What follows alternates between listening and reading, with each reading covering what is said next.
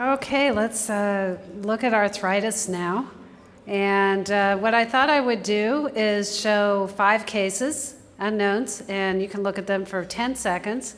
And then at the end of this, we will look at them again. You will have already seen these images through my talk. So here's the first case. Maybe write down what you think this would be from your knowledge of arthropathies. Most of these are going to be hands, but not all. And we'll make it dark so you can see them. A lot of x-rays in this presentation. Here's our second case. Some pain, swelling. Which arthropathy would look like that one? Third case. You should be able to tell what this arthropathy is from the lateral view of the knee. The fourth case, a little bit underpenetrated, a little white. But something's going on here. I think we can see it even with that. Some back pain. And I see this a lot in young people with back pain. And the last one. What is going on with these hands, and which joints are narrow? That should help you figure out. That's going to be a theme throughout the talk. Narrowing. Where is it located? What types of erosions do we see, if there are any at all? Any little clues here? Okay, so we'll revisit those in 43 minutes. So I've organized my talk with the ABCDs of arthritis, or arthropathy if you prefer that term, because itis means inflammation. It's not always inflammation. And we will talk about alignment first of all, just very briefly. We'll then go through bone integrity and the things we should think about when we see joints. And then we'll talk about the cartilage and the joint space and ways to think about that when you are presented with images of joints. And I'm going to spend a lot of time on distribution. Like if you see a hand, there's certain things you're going to be thinking about and looking for, and it'll help you narrow down the diagnosis. And I think the soft tissues are extremely important, so we'll go through types of swelling, we'll go through calcification, et cetera, at the very end of this talk. So just briefly, a little bit about alignment. First of all, you have to know what's subluxation versus dislocation. Basically, if you see something like this right here, if the bones are still touching but they're not in normal alignment, that's subluxation. And we think about certain arthropathies that give us this subluxation: rheumatoid osteoarthritis, systemic lupus erythematosus, and Jacquard's arthropathy. And so they present with different things like erosions, osteophytes, or no erosions, and we'll go through that. If we look at this particular hand, we see that there's ulnar subluxation, but if we look carefully, we also see that there are some erosions, and that would knock out osteoarthritis. It would probably knock out lupus and Jacquard's as well. And we'd probably think about rheumatoid arthritis, which we see. Now, what about dislocation? What arthropathies will do that? It's usually the neuropathic type that we'll see the bones not touching each other at all in a joint. And a severe form of CPPD, crystal deposition disease, too, might do something like that. It can mimic almost any arthropathy. The other thing to think about is if you do have subluxations, are they reducible or are they fixed? And so I've taken a little liberty in the syllabus to change the slide over here because it fits better, where we see a lot of subluxations. We see reflections of the joints and pretty bizarre looking boutonniere deformities here, where the PIP is flexed, the DIP is extended. But this patient, when they put their hands on the table, is able to reduce those subluxations. So what do we think about there? We think about systemic lupus erythematosus, and we think about Jacquard's arthropathy, which you get after rheumatic fever. They both look very similar. And the key thing also is that they don't have any erosions. It's very rare that you will see erosions. So that's the answer there.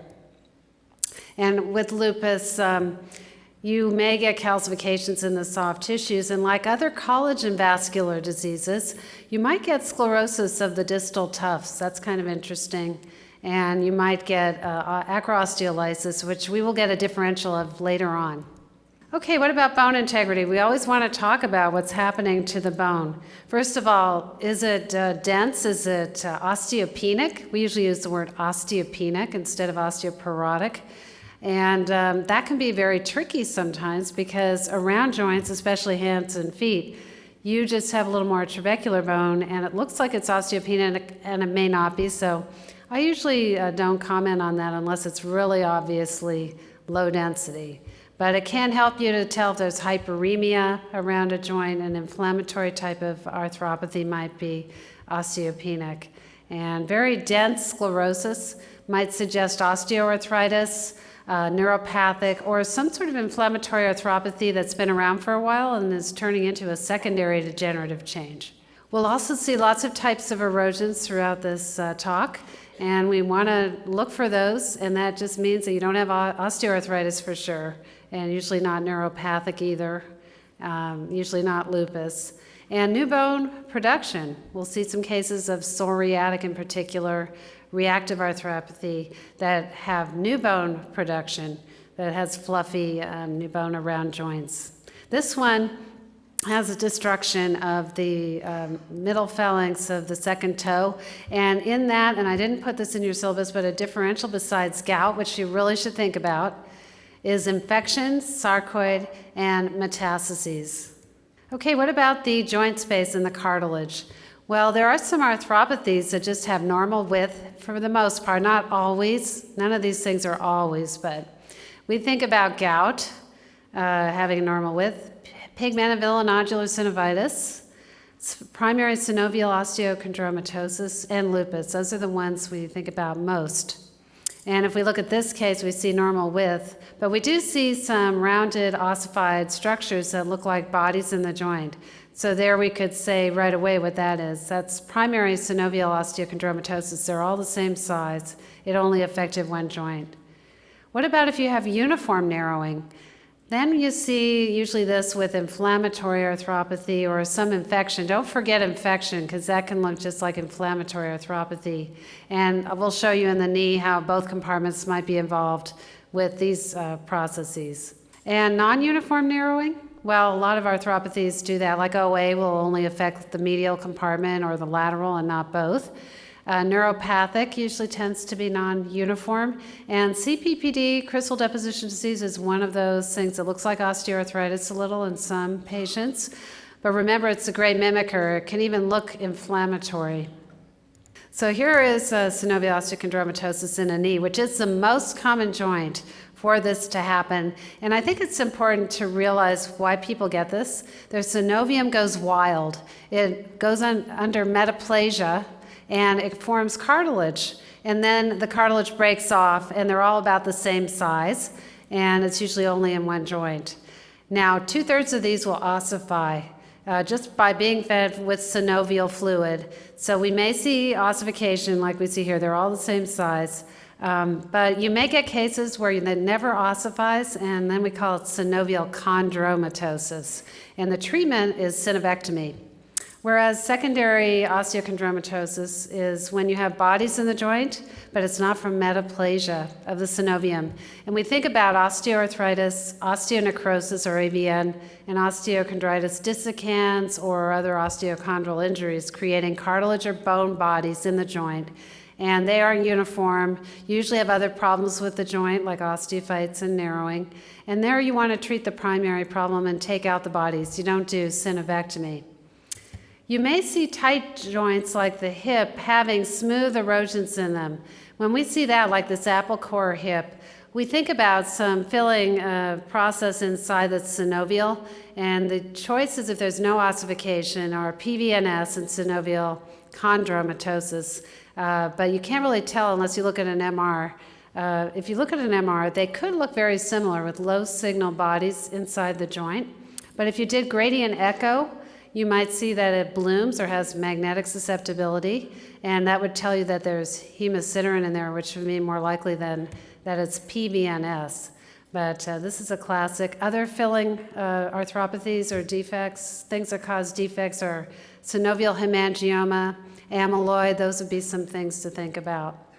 Okay, what about here? We have non-uniform narrowing. We have the classic medial narrowing. Also notice subluxation. And usually you get osteophytes, and that's osteoarthritis. I don't have to talk much about that right now. And in this case, both medial and lateral compartments are narrowed, and that would mean that this is inflammatory or infectious.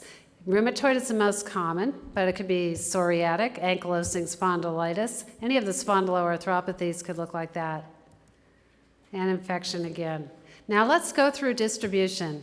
This is going to help you just look at cases and kind of come up with something pretty quickly. And we're going to start with hands and wrists. And basically, what you want to do is sort of survey this image and see where you see narrowing and erosions and subluxation. Is it proximal? Is it involving the wrist, like in this case? Is it involving the intercarpal areas, the carpometacarpals, the PIPs? That would all kind of be proximal, and we have certain arthropathies that do that. Is it involving the PIPs or DIPs? Then we sort of shift gears and think about something else, especially if it's isolated. So let's go through that. Some of these may be sporadic, like psoriatic, may just involve a couple different joints. Some of them are bilateral and symmetric. We all know rheumatoid can do that. And this one, actually, when you look at where these are involved, you think rheumatoid, but you'd also think CPPD, crystal deposition disease. You think about radiocarpal and metacarpal phalangeal involvement for both. And this had no erosions. I would try to look for calcification, especially of the triangular fibrocartilage or the lunar-triquetral ligament. You might see it in capsules too, but if you don't see it, it still could be CPPD, crystal deposition disease. Now, what about if you just see DIP and PIP involvement? Well, if there aren't erosions, it's usually OA, especially with osteophytes, but sometimes CPPD does that too. It can affect any of the joints here. In the PIP and DIP. And if there are erosions, then we have to think about erosive OA, number one. Psoriatic, also very high on the list. And we look at the types of erosions we're dealing with and the age of the patient. Multicentric histiocytosis, we'll go over that one. Very rare, but definitely something to think about. Gout has special erosions, and RA, the good thing to remember are that only the PIPs are involved. You don't usually see RA involving the DIPs. Very helpful. In my own practice, I have to say that. So with these little diagrams, we have the involvement of certain arthropathies in the hand. We think mostly for OA of DIP and the thumb and the first carpometacarpal joint. You can see PIP as well, but usually it doesn't go to the wrist. It doesn't go to the MCPs. I think that's a very helpful finding. Now, does this look like OA? A little bit, but it can't be OA. Why? Well, first of all, it's involving the DIPs and PIPs, which is good, but it has erosions, and OA doesn't have erosions. Now, these erosions are bilateral and symmetric, and they look like little seagulls. And there's a lot of swelling. And if I ask the age of the patient, usually these are older females who have this kind of an appearance. What would be my differential? It would be psoriatic. It could look a lot like this. Very hard to tell the difference, but number one would be erosive OA. If it's in the OA pattern, has osteophytes and erosions. Now, she doesn't have the first carpometacarpal joint involved that many of these patients do. And they're usually middle-aged women. It's symmetric, and it's in these distributions. We'll go over the little seagull look to it in a second. When we contrast it to psoriatic arthropathy, which is very similar if it involves PIPs and DIPs, but we do have a little bit of difference in our erosions at the beginning of the arthropathy. The other thing you'll notice about psoriatic, it does like the wrist, and it likes the intercarpal area. So it would not be seen in erosive OA that you'd get that. And these are very, far away, and they're trying to get all the joints in there. So I have a little close-up here for you. It was bilateral, and it's DIPs. And you see all those little erosions. It's going all the way through the joint. It's not OA. It could be erosive OA. But some of the hallmarks are that you start to see fluffy new bone in the periphery. You get what we call Mickey Mouse ears, which I'll show you in a second, little cookie bites out of the periphery of the distal part of the joint. Eventually, you can involve the whole joint, and that's when it looks like erosive OA. It looks like a seagull almost. When erosive OA starts in the middle like that, this ends up like that sometimes. And we all know the pencil and cup deformity. That's very classic for spondyloarthropathies, especially psoriatic And notice I'm not saying reactive arthropathy for the hands because it's very rare in the hands. But in the feet, they both look alike, and they also look alike in the spine. So it's just that the hands, we don't see that very often, reactive arthropathy. The sausage digit is very classic for both psoriatic and reactive arthropathy.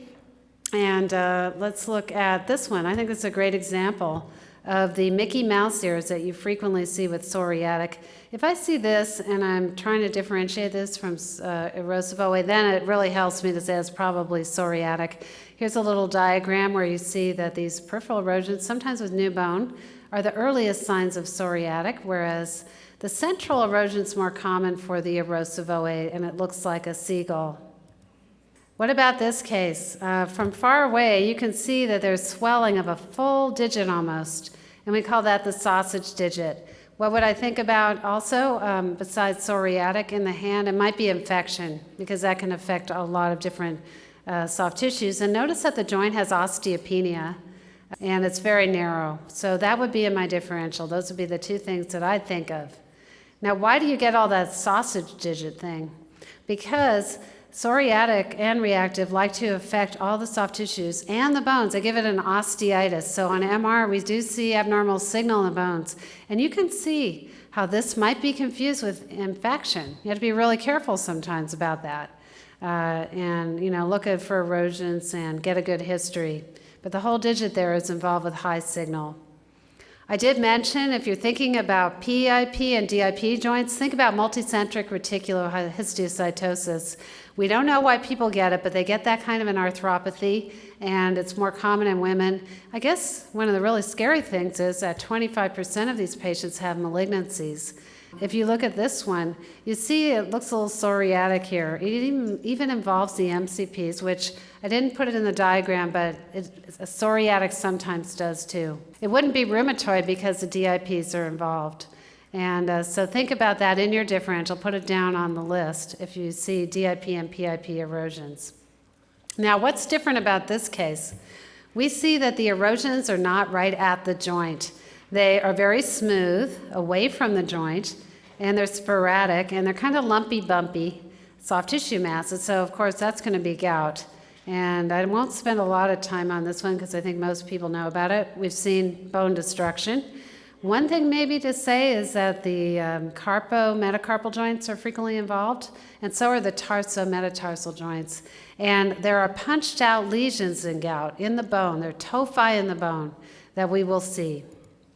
So here's an example of the punched out lesions in the bone.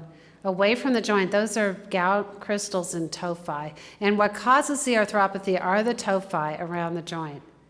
So that's gout. Okay, what about this case?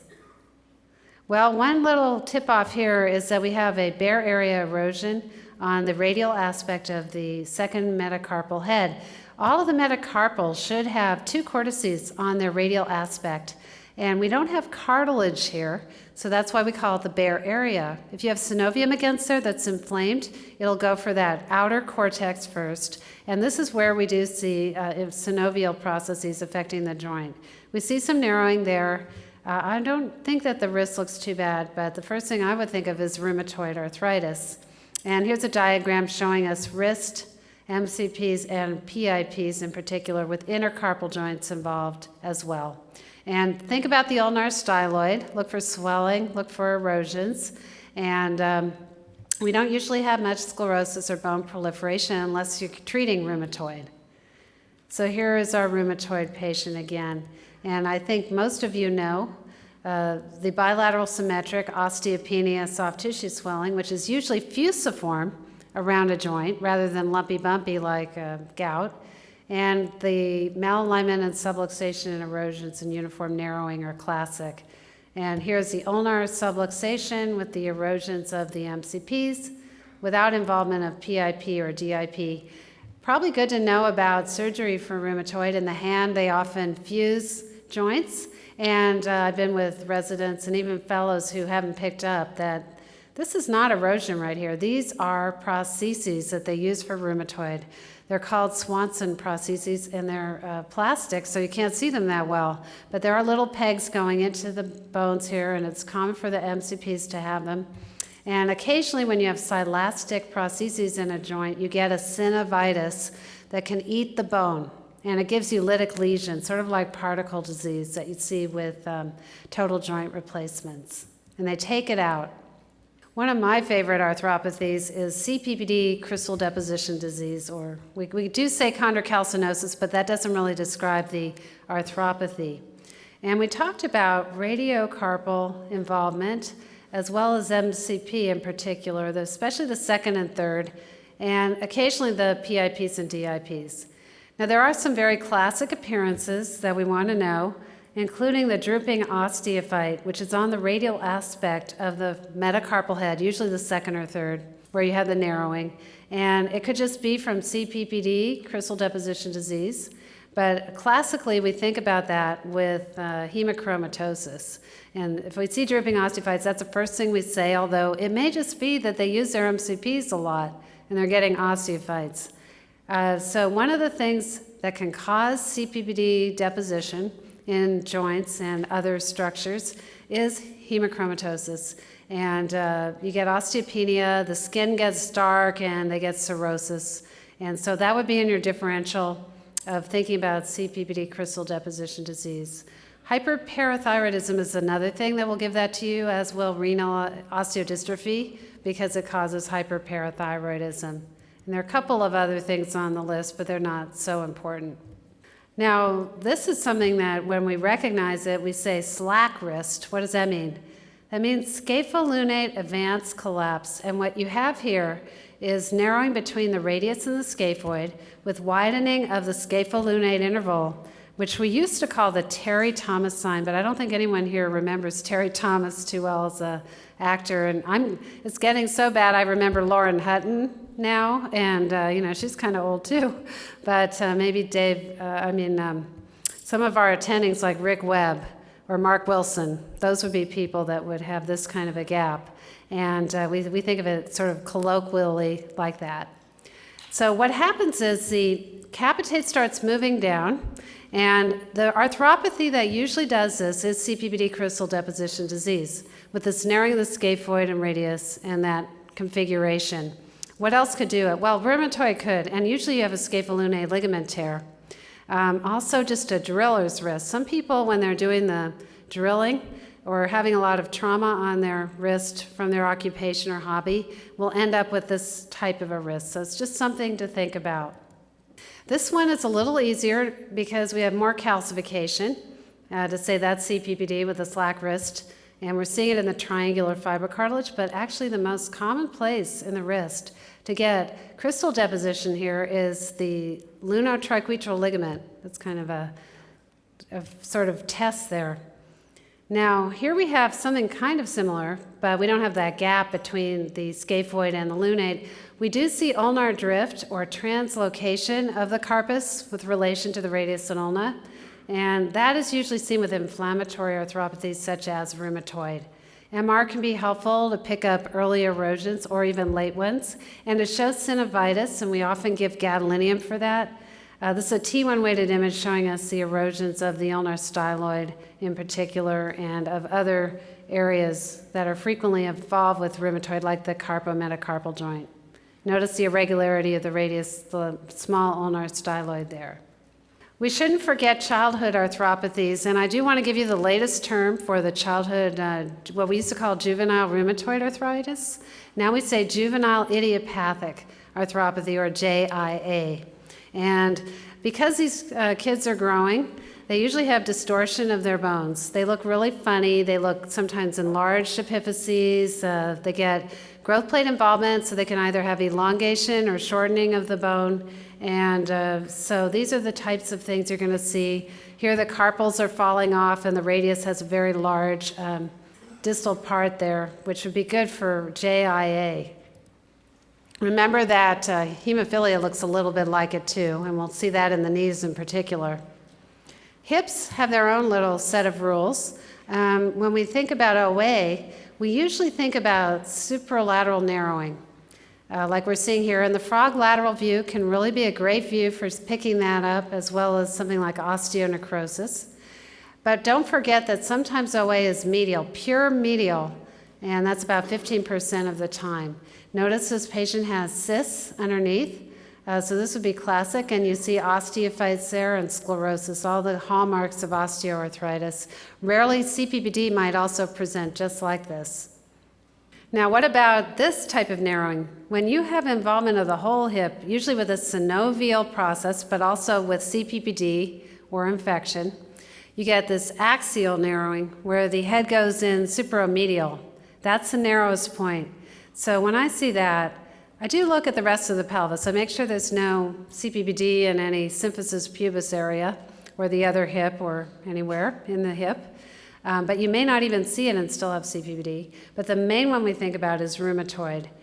Do check the SI joints, because if you see involvement there, then axial narrowing would usually be associated with something like ankylosing spondylitis.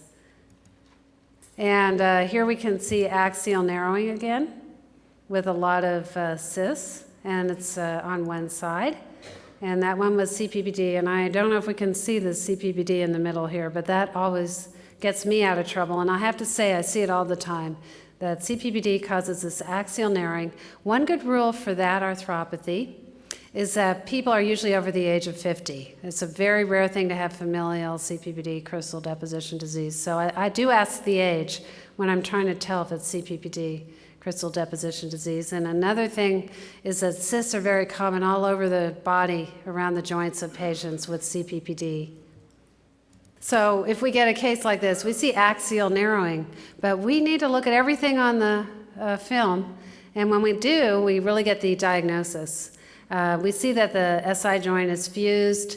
We have whiskering. I have a lot of little arrows here. And we have syndesmophytes, and we even have the tram track sign of ankylosing spondylitis. So you get the diagnosis there.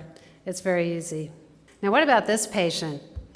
We do see only one side narrowed, and we see a lot of osteopenia, and it kind of looks irregular, that femoral head. If it's a unilateral inflammatory type process, we would think about rheumatoid, but we definitely would think about infection here, and that's what that was. We want to look at the fat planes if all we have is a radiograph, and there are 3 around the hip.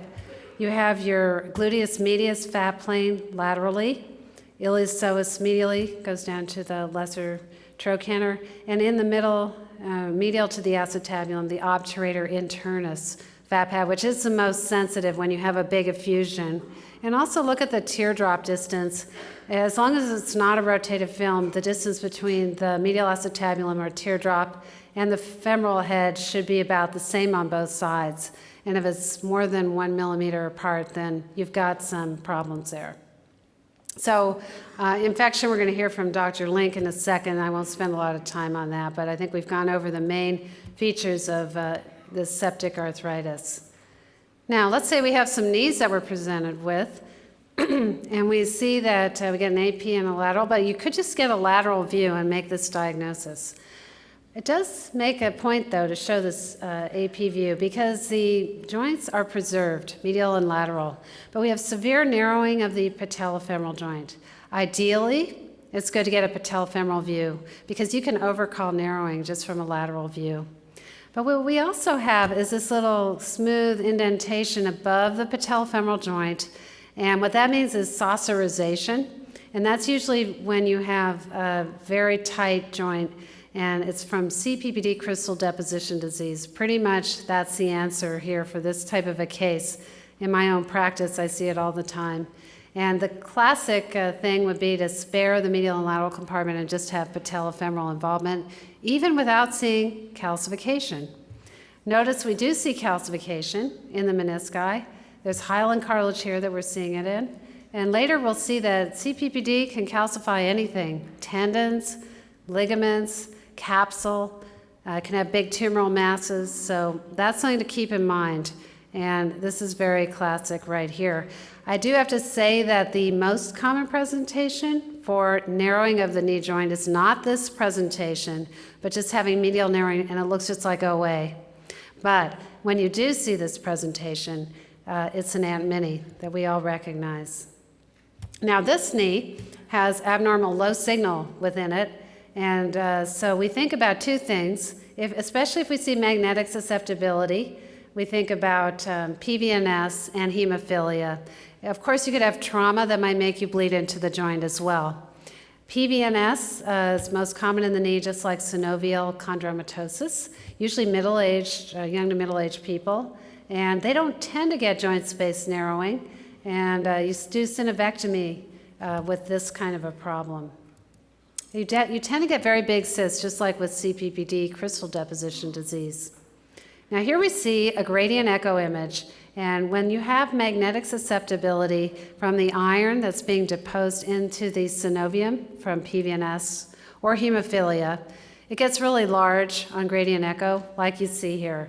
So you can say that's not like fibrous tissue, that's not cortical bone, that is probably hemosiderin, and then you can really give that differential. And notice that it lines the joint and lines Hoffa's fat pad, and this was hemophilia. The hemophilia, again, it looks a little bit like JIA. You do get enlargement of epiphyses. Sometimes the effusions will be dense because you have the iron deposition, and cysts are also very common. We do see degenerative change, and it's often sporadic and not symmetric. And I've seen people just get a knee replacement on one side and the other knee looks gorgeous. What are some other features? Well, in a knee, you get that prominent intercondylar notch, but be careful because if you just flex your knee and you do a tunnel view, it looks a little prominent. So it has to be kind of a standing AP view of the knee to say that the notch is prominent.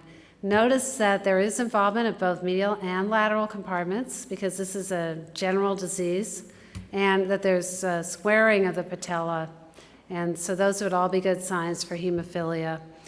Now let's say you get this set of images that somebody wants to know about, this patient. They don't give you any history, and then you have to put in JIA. It looks exactly like hemophilia.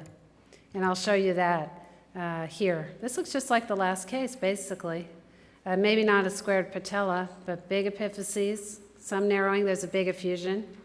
So just think about that. What about going down to the ankles and feet? Reactive arthritis. Now, we used to call that writer's disease, but we don't say that anymore. We think about foot and lower extremity.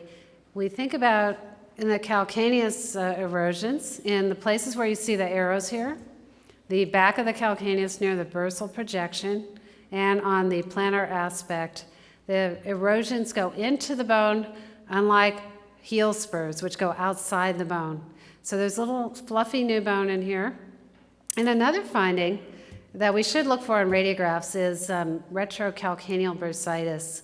It's very easy to find. You look for the Achilles tendon, you look for a little triangle of fat in front of it as it attaches to the calcaneus. And if you see soft tissue density there instead, that's retrocalcaneal bursitis.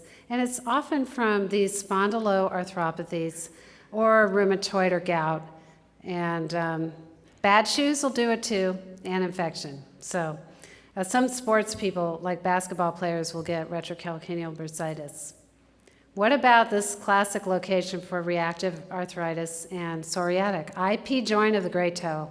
I think it's really important to come away with this knowledge that this is a very classic joint for these two arthropathies. And if we look at it carefully, we see a pencil and cup appearance. And if you did an MR on these patients, it's just like that finger I showed you in psoriatic.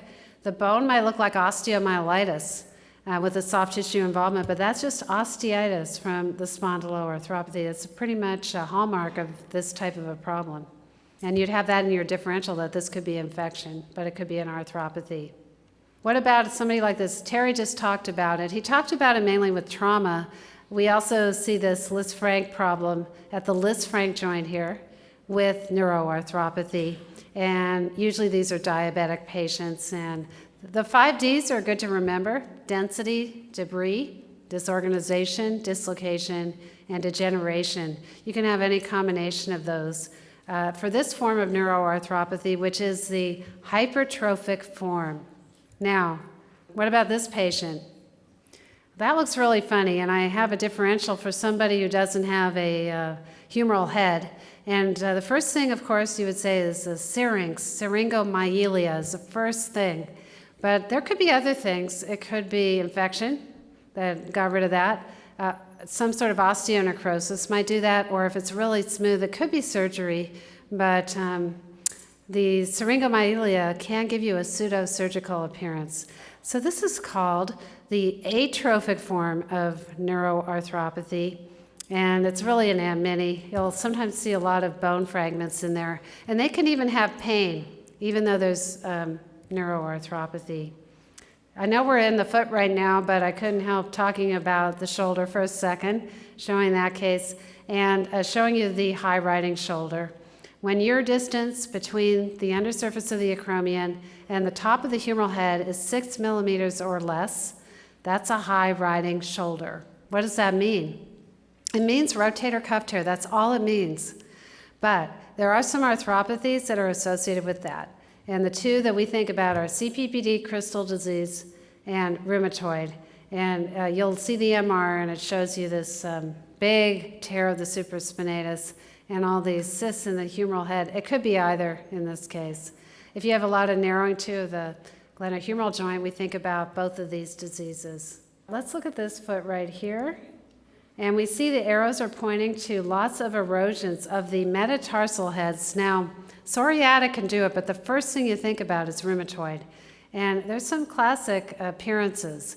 One thing that's not obvious is that the lateral fifth metatarsal is eroded in rheumatoid. It can be the first area, so you always want to look on the lateral aspect of the fifth, and sometimes an oblique view will bring that out. These are bare areas. The other metatarsals, like in the metacarpals, are on the other side, pointing toward the midline. And rheumatoid, just like in the hands, in the feet, it affects the proximal and the distal parts up to the PIP joint, but not usually the DIP joint. And hallux valgus is very common with rheumatoid. Okay, what about the spine? With rheumatoid, we think especially about cervical spine. And other inflammatory arthropathies can also give you atlantoaxial subluxation. So always check the distance between the anterior arch of C1 and the odontoid. Make sure it's not too wide. And also check the odontoid for erosions or basilar invagination. And do look at the subluxations. We see some of the combinations here that would make me think about rheumatoid, especially if there's no trauma in this patient. And the facet joints and the joints of Luschka are involved giving you those subluxations. They're synovial joints. You might want to get an MR for these patients, primarily if they have atlantoaxial subluxation, if they have cord compression. Check the cord signal too. Look at the odontoid, see if it's eroded. This one is. And check the distance between the anterior arch of C1 and C2, and you'll see why they have this compression. Now, what about this patient? This shows us some sclerosis around the SI joints. It looks like a pretty young patient. The hips actually look good. And so we have a differential, and we try to see if that's bilateral and symmetric, or is it asymmetric? The main things we think about are ankylosing spondylitis, inflammatory bowel disease. Those look very similar to each other. Or psoriatic and reactive arthropathies, which look similar to each other, but they look different from each other in the combinations. So this one was kind of bilateral and symmetric. And the first thing I would think about in a young patient would be ankylosing spondylitis. It's good to know a little bit about sacroiliitis. It starts on the iliac side because your cartilage is much thinner there than on the sacral side. So if you have inflammation, you'll start to see bone changes on the iliac side. And the first thing you do see is loss of the normal cortical line. You can't take a pencil and draw a line there. You'll then see fuzziness and sclerosis. You'll see widening. And then eventually some patients get narrowing, which is defined as less than 2 millimeters. And fusion can be seen in almost any of these diseases. We do like this Ferguson view for the SI joints, where you do an upshot view of the sacrum and SI joints on one film so that you can compare both sides. It's like 25 degrees caudal that you angle the beam. And if we're still having problems, we might get cross-sectional imaging. In the old days, we used to do CT, but that's not ideal because you get radiation. And a lot of these people are younger, their childbearing years are younger. So although it's very nice to show some of that sclerosis and erosion on the iliac side, You might look at it when you're doing abdominal CTs on these patients. You prefer to do MR, and some of the hallmarks of MR are joint uptake with high signal, which normally is not there, and gadolinium.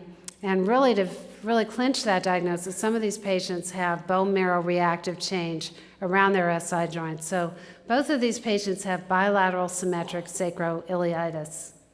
Now let's say we see fusion here. What can help us? If we're looking at this case, we see that the bowel looks abnormal. Then we think of inflammatory bowel disease, and that's what this was. It was Crohn's disease. Now both IBD and ankylosing spondylitis look the same in the spine and the SI joints. They get these bilateral symmetric involvement of the joints. They get the syndesmophytes, which are vertical and marginal on both sides of the disc, and they can have squaring and shiny corners and fusion of lots of different things like this supraspinous ligament. Joints confused with this disease, and hips in particular are involved with ankylosing spondylitis with that axial narrowing. But I've seen shoulder, I've seen knee and ankles in particular. And you do see bone proliferation.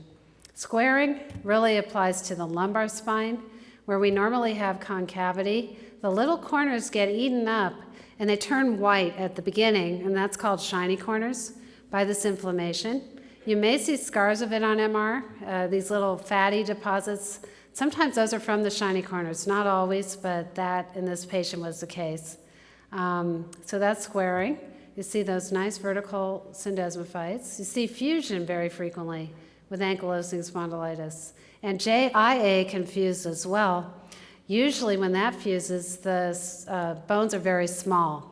Here we see the dreaded fracture of a fused spine that we see with ankylosing spondylitis, a pseudoarthrosis. It really likes to go at the cervicothoracic junction in particular. It looks like infection, but the key thing here is that it goes into the posterior elements.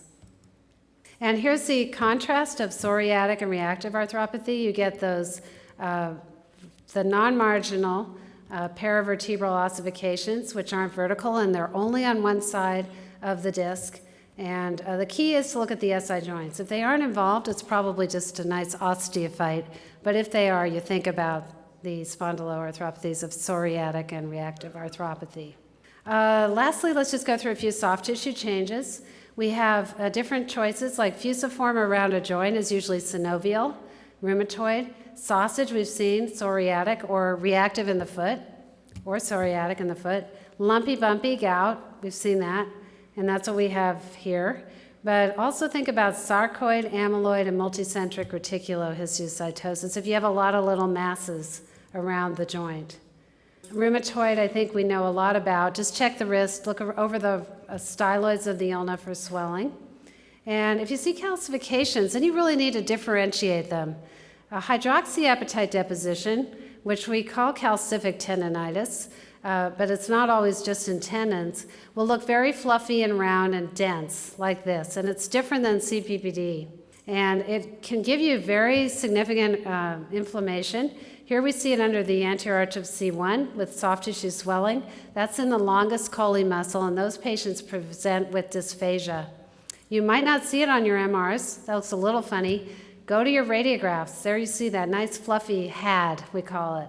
Now this is linear, and that we would think about as CPPD crystal deposition disease, which can deposit in anything, but it's more linear than had. And the gouty tophi can calcify. They're usually round. Here you can see examples of tophi.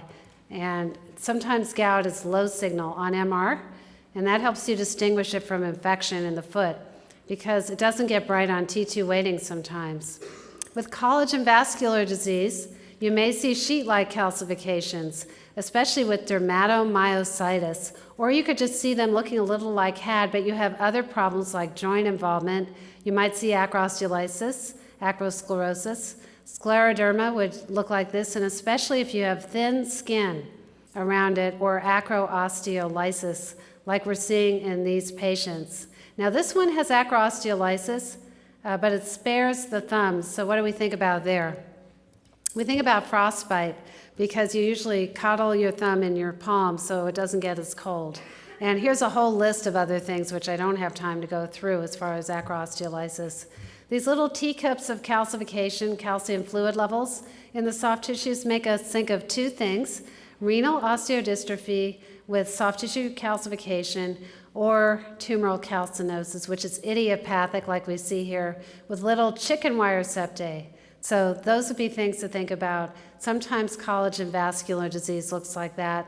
Don't forget your bursae, the ganglion and the paralabral cyst. If it's behind the elbow, it's an olecranon bursa, and the two arthropathies that give you bursitis there are gout and rheumatoid.